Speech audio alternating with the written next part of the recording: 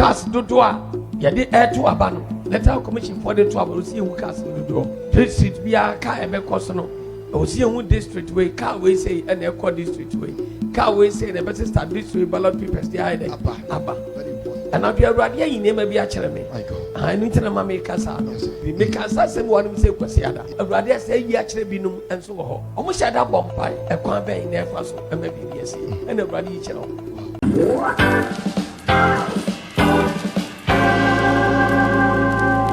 Hello, Abusafo.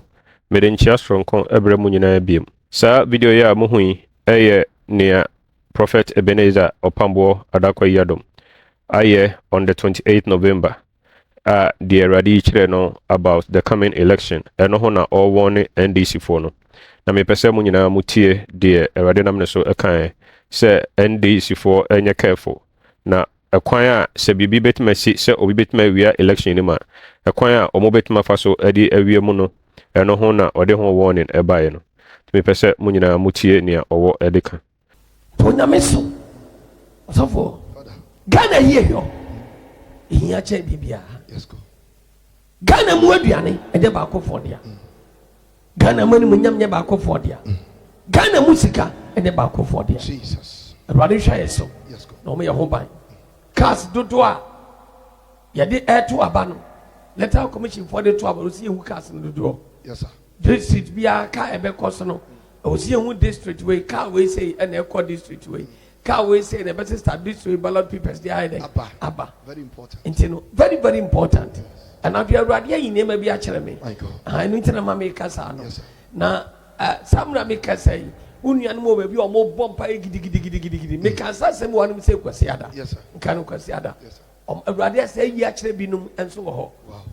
ya ekwan a omo hyɛ da bompa ekwan bɛn na ɛfa so ɛma bibi ase ɛna awurade yi kyerɛ wow na medical so akam ha odiva nanu kwasi ada awurade yi akyerɛ ma me kan wa yes sir so enti penifo entoto ni ama nyina yi kasa edi ballot papers ne ba no ɛwɔ se hu sɛ yi si number plate ni ye na yɛ dodo sei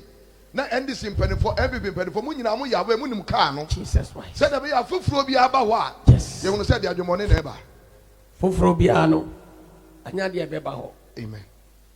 nemom ebe free empesiado so abra ebeko collation center straight so onyame wa ha onyame strong onyame kasa enti no awurade ayi nsɛm akyerɛ me awurade ayi nsɛm akyerɛ me bebrebe me onyame difo enye nsɛm nyina na yɛka na onyame tia ebe hu de onyame bɛyɛ tumi ɛyɛ awurade dia enti no ɛhwɛ de onyame bɛyɛ na awurade ayɛ to wei ɛyɛ revelation onyankopɔn twedi apo yi kyerɛ me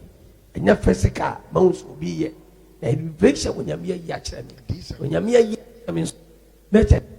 yɛyɛ ho adwuma sɛ ne ɛbɛyɛ 80 saa sɛnɛ bɛyɛ anya dɛ ɛnsi sa wɔsi yɛ yɛ adwuma sɛnɛ bɛyɛ ɛnsi sa onyame to me ne nti baabi a wo bi a wohwɛ yɛn no yɛn ho bɔ mpae ɛma Ghana aba ne yɛbɛto no ɛnyɛ nto na somdiem na mfa somdie somra Ghana baabi biara awurade hyira yɛn ɔmyɛ ne hyira ne yɛdie fama yɛn nti sɛnea moteeɛ no saa na ɔɔka nti sɛ wonim obi a ɔyɛ NDC ne mpanimfoɔ bi a mesrɛ forward saa video yi na share na onipakoro na nsantimi nka bi na NDC for mpanimfo no nyinaa all the polling agents ne polling stations officers no nyinaa obia nye very careful said be bibi boni bia ntimi enkosi erade enhyira mo like and follow me misanso on YouTube until betimi follow me ewo ho nyame hyira bebre medase